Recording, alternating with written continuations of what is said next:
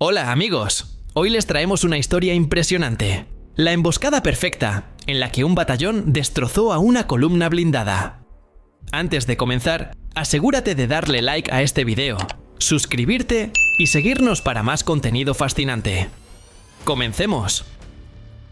El amanecer del 31 de diciembre de 1994 se presentó con una claridad fría y brutal sobre el Cáucaso.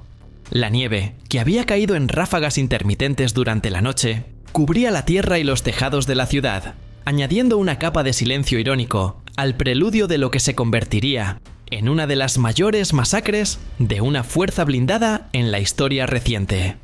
La ciudad de Grozny, capital de la República Rebelde, se erguía como un laberinto silencioso y traicionero, un escenario de muerte diseñado y perfeccionado por sus defensores. Desde Moscú, la orden había sido simple y contundente: tomar el centro de la ciudad en un día, aplastar la resistencia antes de la medianoche, antes del Año Nuevo.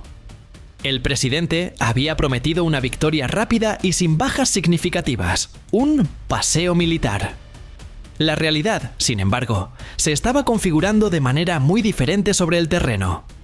4 columnas blindadas rusas convergían sobre Grozny. La más grande, y para los chechenos, la más jugosa de ellas, era la columna del norte.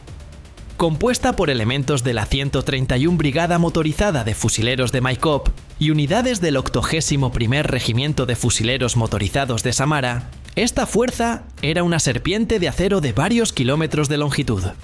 Incluía más de 100 vehículos de combate, tanques T-72 y T-80, vehículos de combate de infantería BMP-1 y BMP-2, y una miríada de camiones de transporte de tropas, municiones y combustible.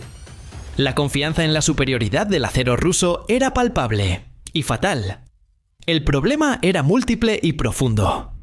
En primer lugar, la preparación. La mayoría de los soldados no eran profesionales experimentados, sino conscriptos bisoños, jóvenes de 18, 19 y 20 años, aterrorizados y sin experiencia en combate. En segundo lugar, la doctrina. El ejército ruso de la época estaba entrenado para el combate en campo abierto, para la guerra de maniobras contra ejércitos convencionales, la guerra urbana, la lucha casa por casa y la contrainsurgencia eran conceptos que apenas se habían practicado. Finalmente, la logística y el mando. La coordinación entre la infantería, la artillería y las unidades blindadas era catastrófica. Las unidades avanzaban de forma desorganizada, sin líneas de comunicación claras ni planes de contingencia para una emboscada. Los defensores chechenos, en contraste, eran maestros de la guerra asimétrica. Se habían organizado en pequeños grupos de asalto altamente móviles, conocidos coloquialmente como equipos de cazadores, cada uno compuesto por entre 15 y 20 hombres. Estos equipos estaban dirigidos por veteranos curtidos que conocían cada calle, cada alcantarilla y cada punto ciego de la ciudad. Su armamento principal no eran tanques ni artillería pesada, sino fusiles de asalto, AK-74 y, crucialmente, una gran cantidad de lanzagranadas propulsadas por cohetes, RPG-7 y RPG-18, y fusiles de francotirador. La táctica chechena se había perfeccionado para explotar la debilidad estructural de las columnas blindadas en la ciudad. Su falta de visión periférica, su incapacidad para deprimir el cañón para atacar objetivos cercanos y su vulnerabilidad a ataques en puntos débiles del blindaje. El plan era la emboscada de caja, o emboscada lineal. Consistía en dejar pasar la cabeza de la columna, el elemento de vanguardia que creían más fuertemente armado. El objetivo principal de los equipos de asalto sería el centro y la retaguardia. Al golpear estos puntos, la columna quedaría inmovilizada, convertida en una línea de blancos estáticos. La columna del norte avanzó por la avenida Pervomaiskaya. El ruido metálico de las orugas sobre el asfalto helado y los edificios altos actuaba como un presagio. A medida que la columna se adentraba en el corazón del distrito, la trampa se cerró. El primer golpe fue una sinfonía de destrucción coordinada con precisión milimétrica. En un estallido ensordecedor que rompió el silencio de la mañana, varios cohetes impactaron contra un vehículo de combate de infantería B, MP2, ubicado en el centro de la columna. El vehículo, cargado de conscriptos, se convirtió instantáneamente en una bola de fuego, su munición de 30 milímetros detonando con un rugido que superó el sonido de los motores. El vehículo destrozado bloqueó por completo la avenida, inmovilizando todo lo que venía detrás. Casi simultáneamente, la retaguardia de la columna fue sellada. Equipos de cazadores, apostados en los tejados y en las ventanas de los pisos superiores, dispararon cohetes contra un camión cisterna y varios vehículos de comunicaciones. El camión cisterna explotó en una gigantesca llamarada naranja y negra, creando una barrera de fuego y escombros. La columna del norte estaba atrapada, embolsada. El pánico fue inmediato y paralizante entre las filas rusas. Los tanques, poderosos gigantes en el campo de batalla, eran torpes y ciegos en la estrechez de la avenida. Sus cañones principales no podían apuntar lo suficientemente bajo o lo suficientemente alto para alcanzar a los atacantes en los primeros pisos o en los sótanos de los edificios adyacentes.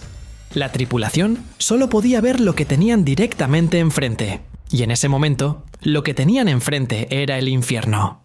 Los chechenos, actuando con la furia fría de la desesperación, iniciaron la masacre sistemática. Se concentraron en los puntos débiles de los blindados, previamente identificados en sus estudios tácticos. Las rejillas del motor en la parte trasera, el blindaje relativamente delgado en el techo de la torreta y las juntas entre el chasis y la torreta. Una lluvia incesante de cohetes impactó contra el acero.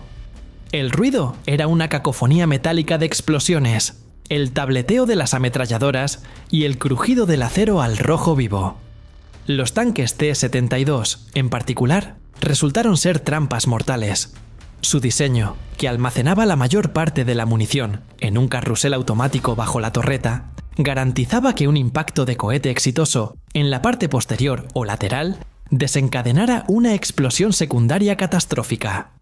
Las torretas, de varias toneladas de peso, salían volando por la presión, aterrizando a muchos metros de distancia de los restos humeantes del chasis. La infantería rusa, que debería haber desmontado para proteger a los blindados, quedó atrapada en su terror. Muchos conscriptos permanecieron en el interior de los vehículos de combate de infantería, esperando inútilmente órdenes que nunca llegaron, y murieron allí cuando sus vehículos fueron alcanzados. Aquellos que lograron salir, sin cobertura y sin coordinación, se convirtieron en blancos fáciles para los fusileros y francotiradores chechenos.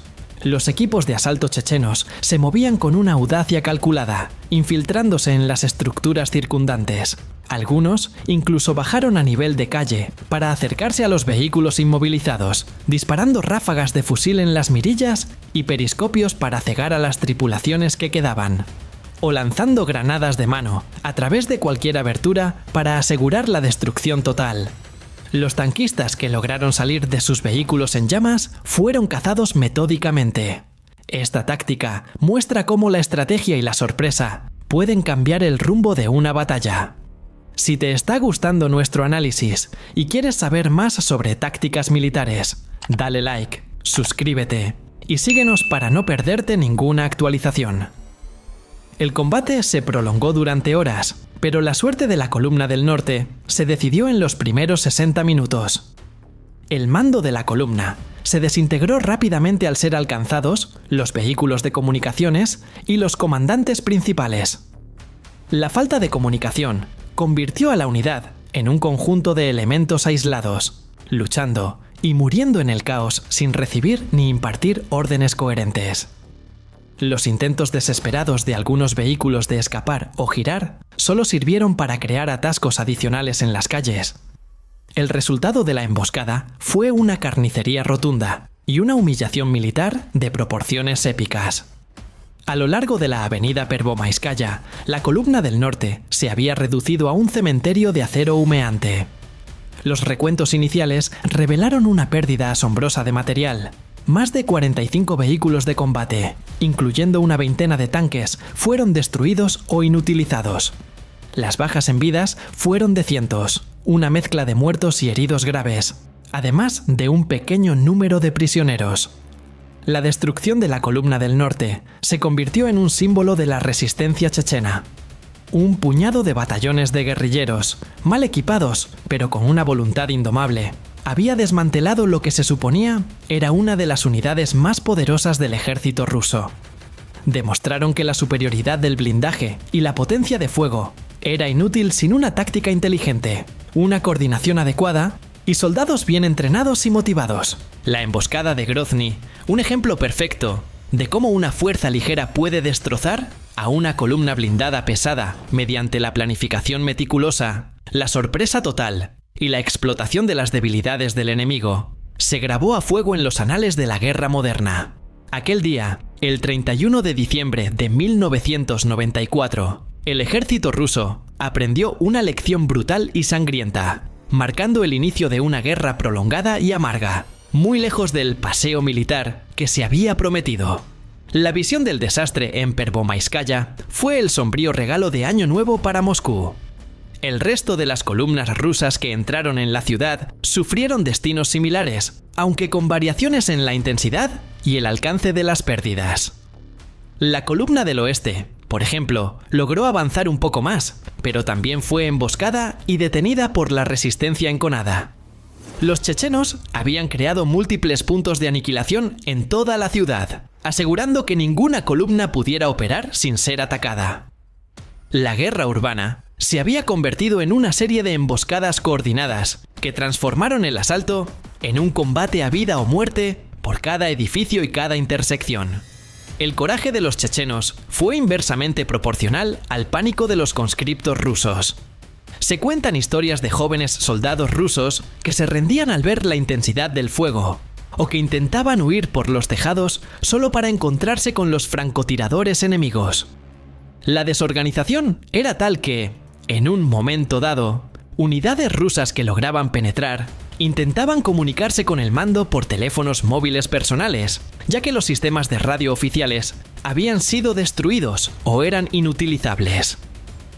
Esta emboscada fue más allá de la destrucción física.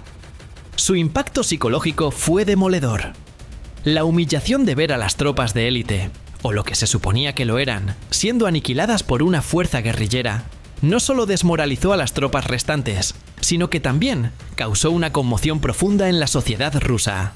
La imagen de las torretas, de los tanques voladas y los soldados jóvenes y aterrados siendo capturados o ejecutados, ensombreció por completo el optimismo inicial del gobierno. La lección de Grozny, escrita con el fuego y la sangre de la columna del norte, fue clara. En la guerra moderna, la maniobra astuta y la táctica adaptable pueden anular la ventaja del peso y la tecnología. Un batallón de guerrilleros, movido por una motivación profunda y un conocimiento íntimo de su entorno, había destrozado una columna blindada concebida para la guerra industrial. La emboscada perfecta no fue solo un evento de un día, sino el sello que definiría toda la campaña, obligando al ejército ruso a repensar por completo sus métodos de guerra y marcando el inicio de una era donde la amenaza asimétrica dominaría los conflictos. Y así concluimos nuestro análisis sobre esta emboscada impactante. Si te ha gustado el video, no olvides darle like, suscribirte y seguirnos para más noticias y análisis. ¡Hasta la próxima!